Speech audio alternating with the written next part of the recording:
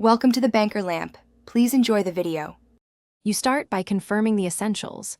Make sure the Hotspot device has battery above 30% and a solid cellular signal.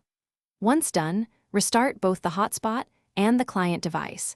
Toggle airplane mode for 5 to 10 seconds to clear transient radio faults.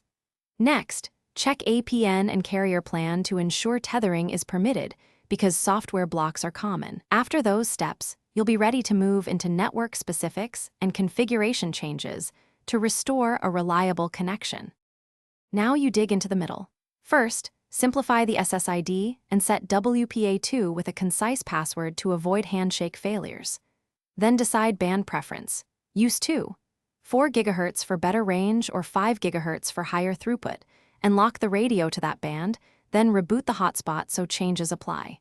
Also manage IP addressing.